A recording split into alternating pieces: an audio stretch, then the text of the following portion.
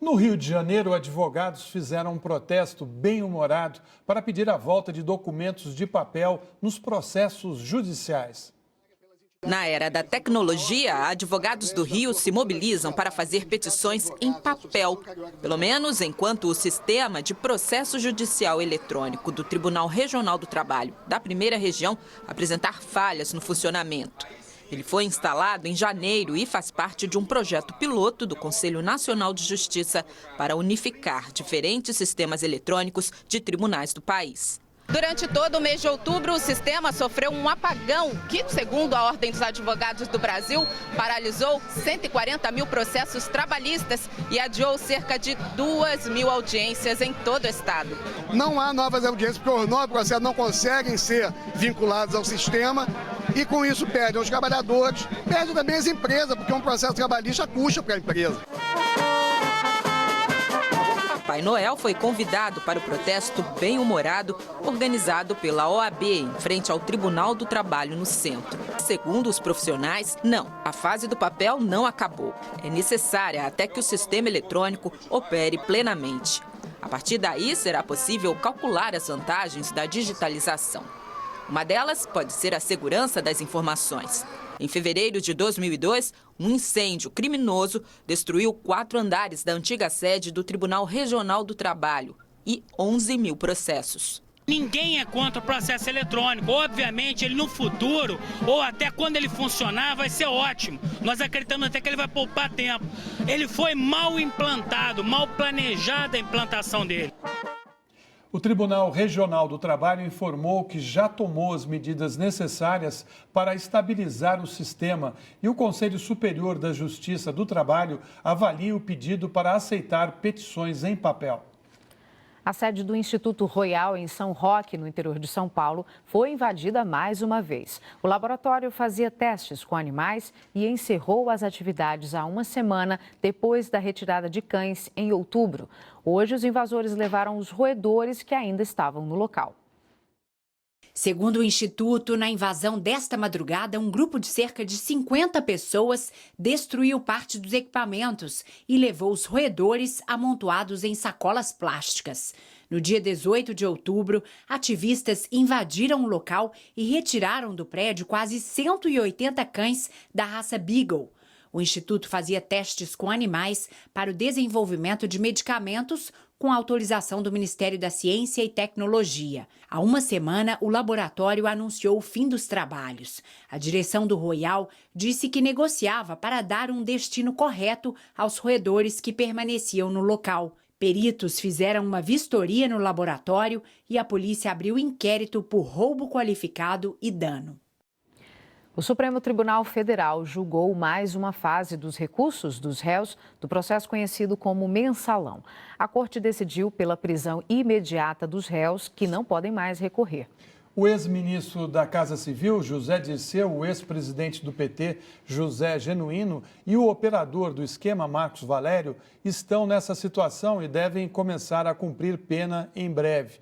No início do julgamento, o Supremo já havia votado pela execução da pena de um condenado no processo. Os ministros negaram o último recurso apresentado pelo ex-diretor do Banco do Brasil, Henrique Pizzolatto. Como ele não tem direito aos chamados embargos infringentes, que deverão ser julgados apenas no ano que vem, deverá ser executada em breve a pena a que foi condenado, de 12 anos e 7 meses de prisão. A corte também julgou outros 9 recursos, apenas os do deputado João Paulo Cunha, que pediu uma correção no acórdão, e do ex-sócio da corretora Bônus Banval, Breno Fischberg, foram aceitos. Breno teve a prisão transformada em pena alternativa de multa e prestação de serviço comunitário. Depois de analisar os recursos, os ministros passaram a discutir a execução das penas. O presidente do STF, ministro Joaquim Barbosa, acatou o pedido do Procurador-Geral da República e determinou a prisão imediata dos condenados, inclusive os 12 que ainda podem recorrer aos embargos infringentes. A maioria dos ministros decidiu pela prisão imediata dos réus que não entraram com esse tipo de recurso. Já por 6 votos a 5, a Corte definiu que os réus que protocolaram os embargos infringentes não devem começar a cumprir a pena. Enquanto o Flamengo se prepara para a final da Copa do Brasil contra o Atlético Paranaense, a diretoria do clube e o PROCON do Rio de Janeiro estão em uma competição à parte. Tudo por causa dos valores dos ingressos para a partida no Maracanã no próximo dia 27. O ingresso mais barato custa R$ 250. O caso acabou na polícia. A audiência foi marcada pelo PROCON para que o Flamengo explicasse o aumento no valor dos ingressos para o jogo de volta da final da Copa do Brasil. Os preços variam de R$ 250 a R$ 800. Como o clube rubro-negro não mandou representantes, agentes do PROCON foram até a sede do clube em busca de documentos que foram sonegados ao órgão. O diretor executivo Marcelo Hellmann se negou a entregar os papéis e foi levado para a delegacia do consumidor para prestar depoimento. É crime de desobediência. Quando o PROCON intima alguém para comparecer, essa pessoa tem que comparecer. Ponto. Se a gente pede documento, essa pessoa tem que mandar documento. O clube que tem a maior torcida, na minha opinião, tem que ter o maior respeito. O Flamengo respondeu a tudo que foi indagado.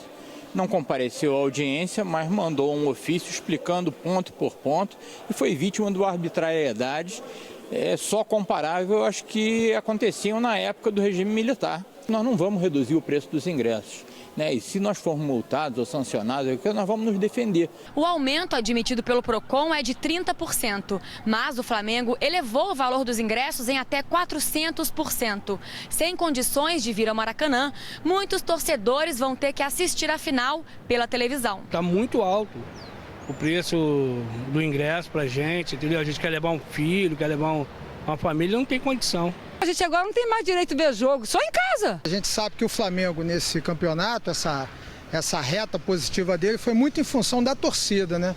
Então seria brindar a torcida com ingresso barato. O Ministério Público do Rio também quer explicações. O Ministério Público, entendendo a violação às normas do Código de Defesa do Consumidor, instaurou um inquérito via portaria, notificou tanto o Flamengo, o Clube de Regatas Flamengo, como o consórcio Maracanã, para que prestasse informações dentro do prazo de 48 horas. 2 jogos abriram a rodada número 34 da Série A do Campeonato Brasileiro. O Grêmio interrompeu uma sequência de 7 jogos sem vitória e derrotou o Vasco por 1-0. E o Goiás venceu a Ponte Preta por 2-0. Ainda hoje, a rodada tem mais 4 partidas. Pela Série B, o líder Palmeiras perdeu para o Paysandu e adiou a festa do título da competição. No Mangueirão, Iago Pikachu marcou o gol da vitória do Paysandu sobre o Palmeiras por 1-0. O resultado deu ânimo ao time paraense na luta contra o rebaixamento. O Palmeiras, líder da competição com 73 pontos, perdeu a chance de confirmar o título e viu diminuir a distância para a Chapecoense, segunda colocada, de 11 para 8 pontos. O vice-líder chegou a 65 pontos depois de vencer o Paraná por 1-0 no estádio Dorival de Brito. O gol da partida foi marcado por Bruno Rangel, que se transformou no maior artilheiro da Série B, com 28 gols. A vitória deixou a Chapecoense mais perto do acesso para a Série A do Campeonato Brasileiro. No estádio Serra Dourada, o Atlético Goianiense derrotou o Sport por 2-1. O resultado ameaçou a permanência do clube pernambucano no G4 da competição. Terceiro colocado na tabela, o Sport soma 56 pontos, o mesmo que Icasa e Ceará, que estão em 4º e 5º lugar, respectivamente. Mesmo jogando longe da torcida, o Icasa venceu o Bragantino por 2-1 em Bragança Paulista. A vitória fortaleceu a posição do time cearense na zona de classificação para a Série A. Na Arena Castelão, o Ceará venceu o Avaí por 2-0 e ficou mais perto do G4 da competição. Já os catarinenses estão na 8ª colocação, depois de 4 derrotas consecutivas. E na primeira rodada da repescagem mundial para a Copa de 2014, Uruguai e México saíram na frente na busca pelas vagas. E os mexicanos derrotaram a seleção da Nova Zelândia por 5-1. Já os uruguaios passaram fácil pela Jordânia. Jogando em Amman, na Jordânia, a seleção do Uruguai não teve dificuldades para vencer os donos da casa. Max Pereira aproveitou o rebote do goleiro e abriu o placar. Christian Stuani recebeu na área e ampliou para os uruguaios. O botafoguense Lodeiro fez mais um.